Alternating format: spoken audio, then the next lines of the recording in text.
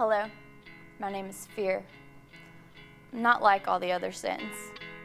They just don't seem to have the same kind of impact that I do. See, I find my way down into your core, gripping that little phobia you have tucked away for no one to find out about. I plant myself in the back of your mind, crippling you from pursuing your dreams, accomplishing goals, making any kind of a difference. It's pretty easy to get to most of you. Just a little bump in the night, maybe a whisper of failure, a shout of discouragement. Then there are those of you that it takes a little bit more effort to get to. Maybe paranormal movie or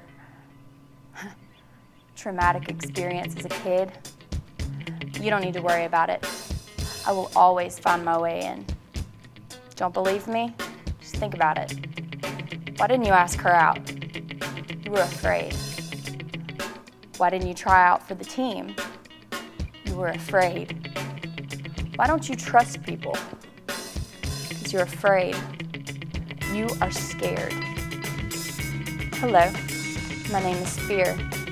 My work here is done.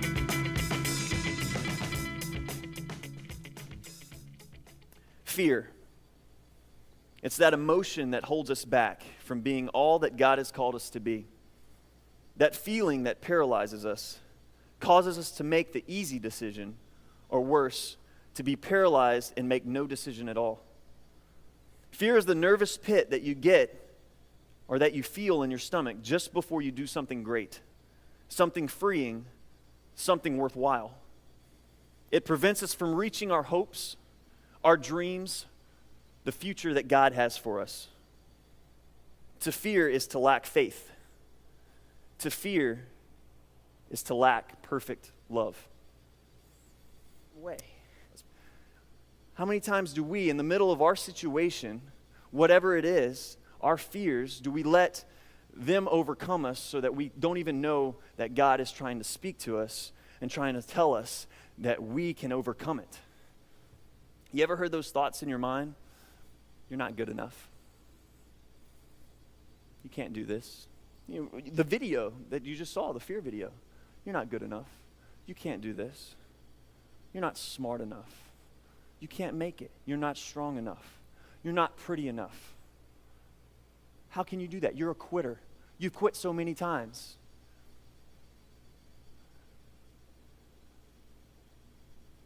You've quit so many times. You can't make it. How many times have you heard that? That is the devil roaring.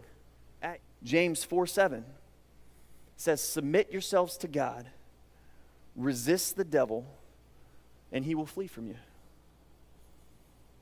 Submit yourselves to God, resist the devil, and he will flee. So how do you submit yourselves to God? You have a relationship with Christ. You have a relationship with the one who is the devil's defeater.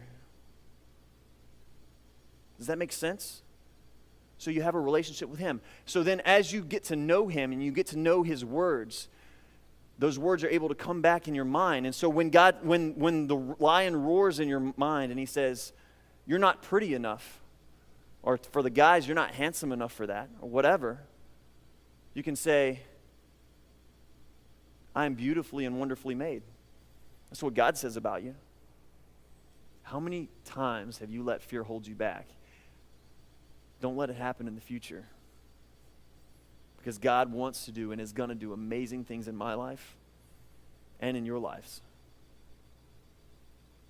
At least the ones that are willing to step through the fear and make it through to the other side.